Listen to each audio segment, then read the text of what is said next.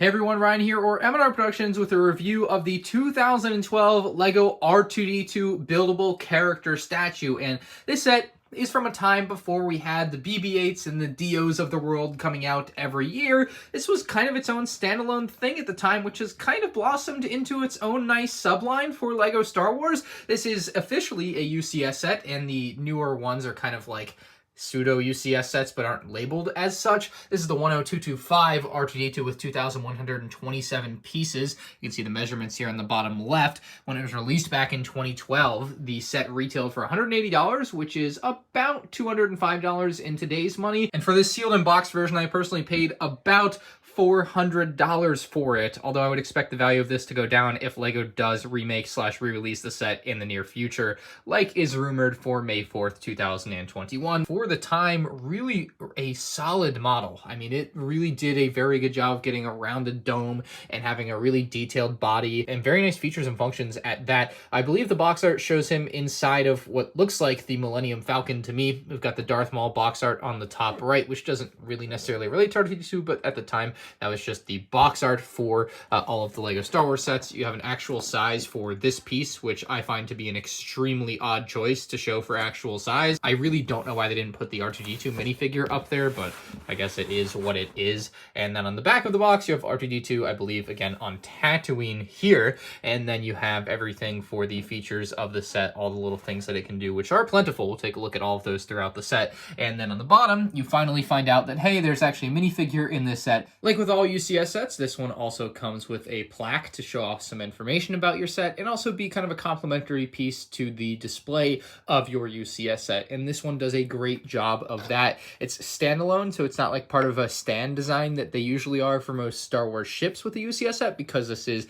an R2-D2 kind of character, buildable character, it's not quite the same. You can't just like throw the plaque on the front of him and call it good. It has to be its own standalone thing, and it works well like that. You have the R2-D2 character attached off to the side. It is just the singular minifigure, nothing particularly special about it. It is a little bit outdated at this point, as I'm reviewing this in 2021, and the set came out in 2012, obviously, but it still holds up to today, I would say. Now, the plaque has the R2-D2 in blue kind of in the background, which looks good. It's the LEGO version of R2-D2, you can tell because you can see kind of the studs built into there, and then it's got plenty of information about R2-D2 as the actual character, including its manufacturer, its model, primary function, height, equipment, and there's lots of it, and then the primary sensor color, which is red. I don't see the point in that, but maybe there's like a scientific, Star Wars scientific reason to why that matters, and it does appear that it's very much highlighted there as well. So that's kind of a neat touch, I suppose. But yeah, that's the little plaque thing. You can actually bend this back if you want to, although I don't really see much of an appeal to doing so. It just is kind of a byproduct of the design more so. So let's take a look at that big old R2-D2. Starting out on the top head of R2-D2, we have like the holograph projectors. We have the primary sensor, I want to say, which, because the color is red, it's the only red thing on the R2, so I'm assuming that's what it is. And then, of course, his eye there. It does have a slight slope to it, which I think is a great feature, because otherwise it would just be flat on the front. It would look rather bad. So that fits in well and adds a little bit more depth to the front of R2's face here. Now, the head can, as you can tell, spin 360 degrees. Pretty low friction, which is great. You have plenty more details on the back here, lots of bits and bobs. I just don't know exactly what everything is, but generally it creates a very realistic look to R2-D2's head, which I think is important, obviously, for what is a UCS model when you're paying so much money for it. It's really great to see them go to that level of detail on a set like this, and really the coloring on it's great too. The dark blue, the regular blue, and the gray all really complement each other really well. R2's body, I think, is where the real fun is, with the spacecraft linkage data slot, I believe, is what that blue area is supposed to represent, which is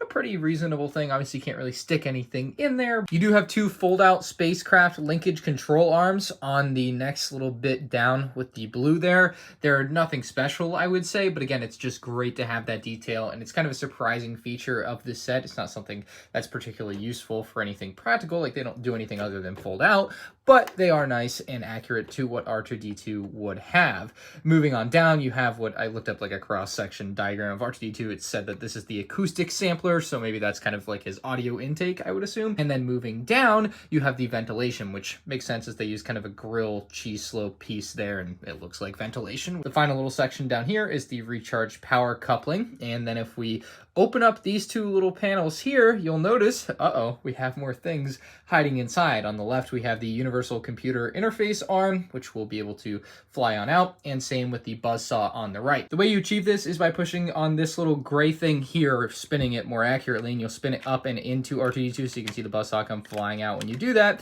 So that's really great. Same thing on the other side with the other arm there. You can see it pops right out. We'll get the buzzsaw to pop back out. They pop out really fast. Like this really, it's kind of like accurately quick, like it would if your actual R2-D2. Surgically removing R2's head from the top, well, it's not that difficult. It's really just held in by this little Technic rod piece here. Very simply fits right in there, and to give you an idea of what the inside of the head looks like, that's what it looks like. So by spinning the gray arm down, a yellow thing pops down and pushes out the saw, or on the left it would be the arm, and then by pushing it back up, the arms are allowed to retract back in very easily. You can also push in on the arms and they'll fall back in, but yeah, that's how that works. And to reattach R2's head, if you ever had to remove it yourself, it's actually very simple. You just line it up, pop it down on, and you are good to go. R2's back in good brand new condition essentially. As for R2-D2's feet, he's got what I believe are locomotion power cells. That's what the diagram showed me. And then the power bus cables, which are a bit finicky. These do have a bit of a problem when you touch them. They can fall off and be taken off very easily, which I don't love. I don't know if that'll be fixed on a future rendition of UCS R2-D2 or not, but that's one of the small issues I've had with this set over the years as I've owned it. So that's a thing. But the part usage here is really great for the cables. A very nice brown rubbery piece with hard studs on either end to connect into the pieces. So it works well. It just is a little bit finicky sometimes with these falling off, but you know, it's a UCS set you're putting on display. You're not going to touch it mostly, so you should be fine. I think R2-D2's legs in this set are like leaps and bounds better than the body, just because they're able to use these curved tile pieces in a lot of places that they don't use on the main torso of the build. So it kind of creates this blocky look, and then you have this nice rounded off look on the legs and what I would kind of call the shoulders of R2, if you will. So that looks great. And then when you flip R2 around, you'll see he actually has a rather detailed back end too. You can see these things still sticking out here, but you'll also notice this, and this is where we have the retractable third leg functionality. If you want to put R2-D2's third leg to use though, all you have to do is push down on this white lever. It seems simple, but it is a little bit finicky in my opinion. So you push down on this lever and the leg will drop down. Sometimes it will get caught, sometimes it won't. Like I said, it's a bit finicky at sometimes. And then you're going to kind of have to lock it in place by pushing this down so that the leg doesn't fall back up and in. And you'll also notice on his other two legs, they're kind of loosely connected. So when you pull them up, they'll kind of drop down, allowing you to push the legs back on both the left and the right.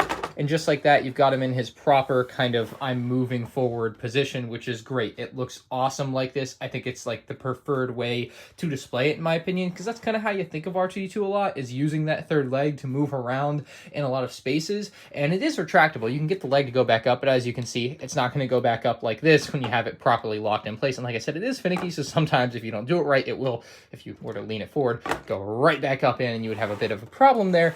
But if you move his legs back up like this, 1 and 2, and then push up on this lever, you're going to be able to push this leg back up into place. It'll lock into place, and then as long as you just leave that up, it's going to be good to go. So it's a rather simple mechanism. It can be a bit tedious to learn, and it can still be finicky even when you think you've perfected it. But I think overall, it's really good for what it is. I would just hope it's improved in a future model when they revisit UCS R2-D2 here soon. And yes, R2-D2's insides are very colorful on this set, and that is made just simply to make the building process easier for you as you go along. Obviously, you're not going to be able to see any of that externally, but while you're building, it does make it easier to figure out where stuff goes when you have a very easy contrast of colors on the interior of R2-D2 there. So that's just one of those small things that make your building process a little bit easier, but doesn't really affect the model when it's done, obviously, because you can't see anything on the inside when you're looking at the outside unless you take a peek up underneath, which I don't see any reason why you would. The UCS R2-D2 from 2012 is a genuine masterpiece for the time. Like I said, it's definitely aged a little,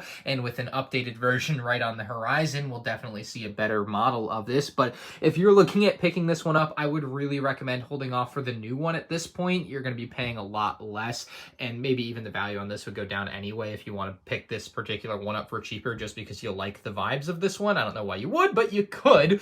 But yeah, it's an awesome set. I love it. it, I think it's one of the few dang near must-haves for a LEGO Star Wars collection. I mean, it's just a giant R2-D2, this or the new one for that matter, I should say. You don't necessarily need this one, they look rather similar, but, I mean, having a big R2-D2 in your LEGO Star Wars collection is pretty sensible. I mean, it's one of the most iconic things out of Star Wars, and having a big LEGO version of that, I think, is really great, especially with all the features it's got packed in. I mean, it's a nice playset if you wanted to get something like this for a younger kid, although I wouldn't necessarily recommend it for that. I think some of like the spaceships and whatnot are a lot better for stuff like that, plus they're cheaper, but this does have play functions, so you can play with it. It's just kind of impractical at the size, and given the fact that it's literally a UCS set, it's not really sensible, but hey, it does have features, so why not? I give this one a solid 9 out of 10. My only knocks against it are kind of how blocky it can look, and then of course that third leg being a little fidgety at times, not being perfectly like retractable when you want it to be, and it's just a little bit off from time to time. I'm sure if you guys own this set, you know what I'm talking about. So let me know what you guys think of the UCS R2-D2 in the comments section below. Of course, if you guys want to check out other LEGO Star Wars set reviews, you can check them out on my YouTube channel, and I'll have a comparison of this R2-D2 with the 2021 version coming out very soon, if not already, depending on when you're watching this video. Thanks for watching, and I'll see you in the next one. Peace out.